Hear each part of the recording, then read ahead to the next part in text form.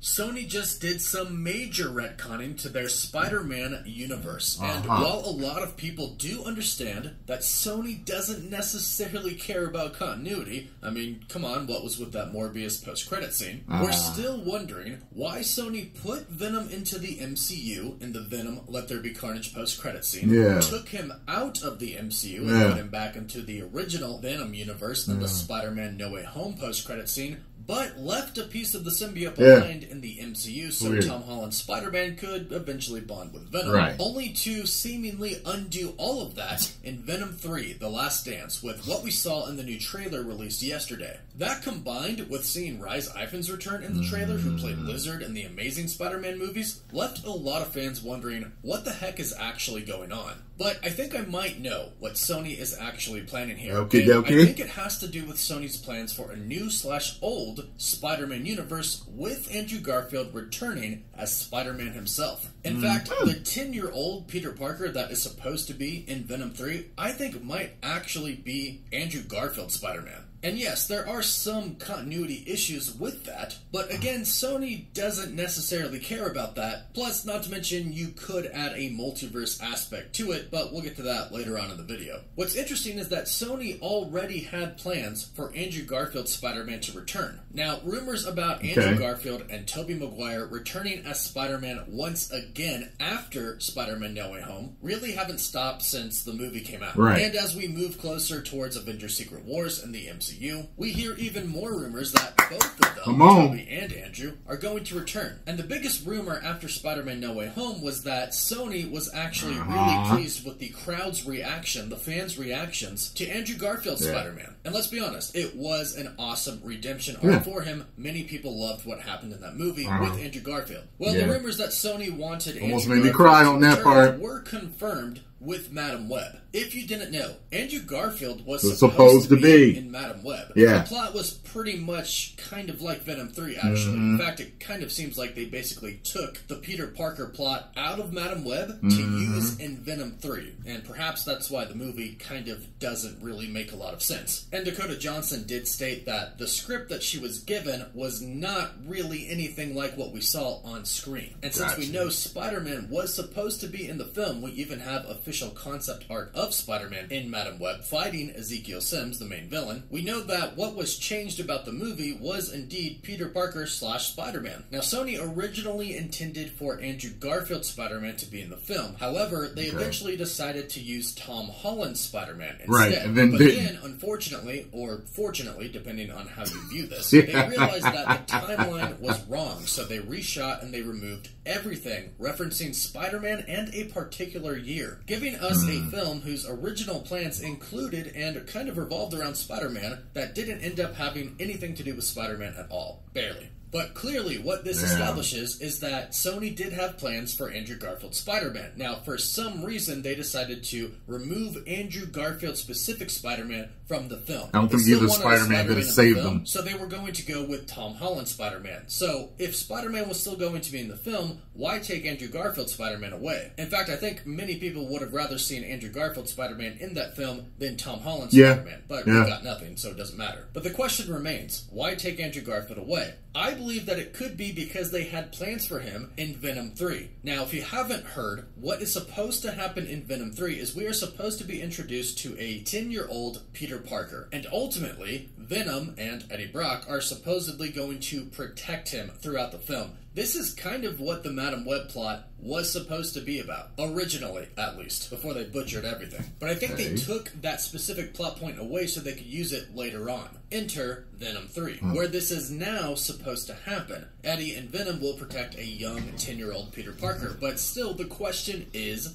why? Why do this now, in the last Venom film? What's the point of introducing a Peter Parker to this universe? The bridge to Spider-Man 4? They won't give up any rights to Spider-Man. I know a good majority of us wish that the rights to Spider-Man and all of the Spider-Man characters that Sony owns could just go back to Marvel Studios, but let's be honest, Sony is never going to let that happen. So what are they going to do? Well, in order to fulfill their contract to actually keep the rights to these characters, they have to produce a certain amount of movies within a certain amount of time between each other. So they're just going to keep on making Spider-Man movies. But, of course, they're a studio and they want to make money, and let's assume they want the movies to actually be good. What would their move be right now? After basically everything but Venom and Spider-Man Into the Spider-Verse, which doesn't really count, it's its own thing. So basically, Venom is their only success and everything else has bombed. Their move is probably to start over. Get a new Spider-Man, get some new characters in there, get a whole entire new story. Start from the beginning, build up these characters, build some continuity in your universe that you're trying to establish, and basically give yourself a second chance to see if you can get it right. I believe that this might be what they're doing, and that's why they might possibly be introducing this 10-year-old Peter Parker. Because Venom was supposed to originally come out after Kraven the Hunter, which we're not sure if it actually connects to any type of Spider-Man story at all. Yes, we do see some spiders in the trailer, but again, I mean,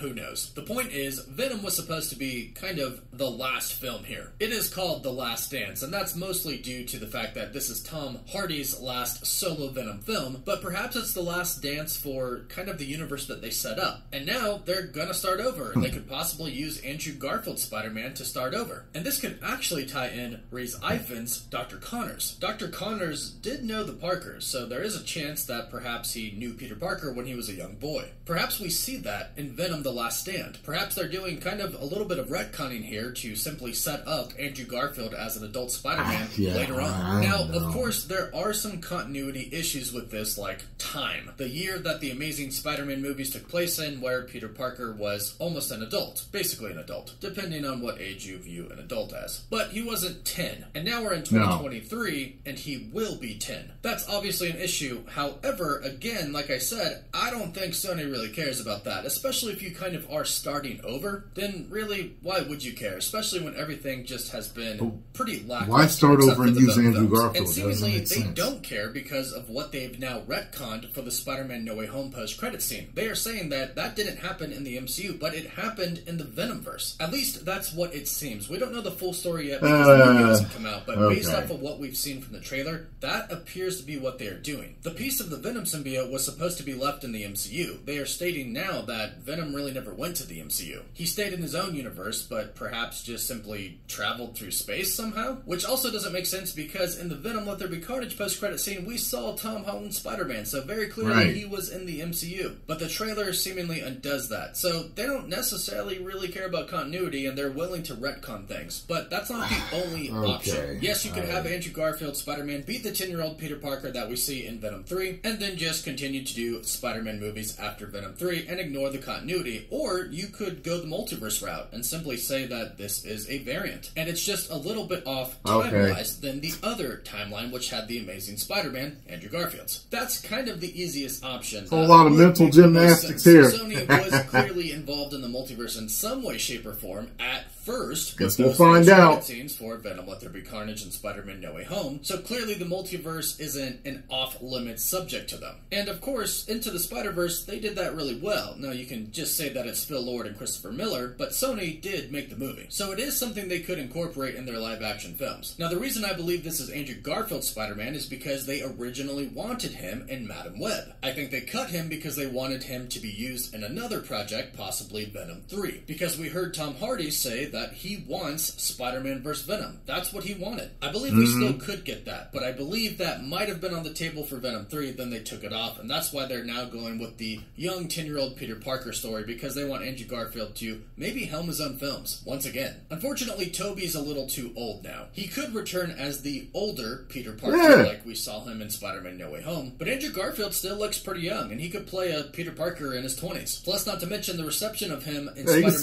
No Way Home. Again, he fits the suit well still. People loved his return. He can still do it. Redemption, and a lot of people really want to see him return again. And it seems like return as a mentor, or turn it over to Miles, or whatever, man. Spider-Man, their universe, or whatever they were trying to establish, doesn't really work. So, their plan could be start over, and actually use a Spider-Man in their Spider-Man universe. Use a Spider-Man that people love. Andrew Garfield's. At least, they love him now. He did get a lot of flack for those two Amazing Spider-Man movies, but everybody seems to love him for the most part. And I enjoyed myself in both of them, so I'm not one of them, you know. Secret Wars, it's pretty easy to tie all that together. And create a lot of hype for his return that way. He was my favorite Spider-Man until Tom came along, and I was for kind of like, Spider-Man to be in their movies. It was going to be Andrew Garfield's, then Tom I like Holland's, his suit the best from the first movie. It's in their plans. And honestly, if I were them and I wanted to keep the rights to Spider-Man, he's got the best web-slinging shot I've ever seen out of any Spider-Man film. That is actually focused on Spider-Man, not the Spider-Man adjacent characters. I think they really overestimated how much people would care about these Spider-Man characters without Spider-Man actually being in the movie. But this is my theory of what Sony could be possibly doing and how Andrew Garfield could return to be a main Spider-Man of a Sony Spider-Man universe. So go ahead, let me know your thoughts about this in the comments down below. Do you think Sony will do this? And if they do you think it'll work or do you think it'll fail? Leave your thoughts down below. Please don't forget to like this video and subscribe to the channel to stay up to date on the MCU and the Sony Spider-Man verse. Links to our... Alright, so there you have it. Get over to Cosmic One and subscribe. Tell them Tyrone Magnus sent you. Sony, just make it good and don't woke it up, and we're gonna be fine. Spider-Man No Way Home was great. The fans were pleased. You didn't woke it up. Like everything, please keep making good films. Madam Web, I don't understand. It's like if Sony was a town, I feel like the town idiot made Madam Web. I don't understand how that happened. It doesn't, I feel like the team that worked on, because there's a lot of moving parts of movies. I don't understand why Madam Web even exists. I don't get it, but let's put that behind us, keep moving forward and do it right.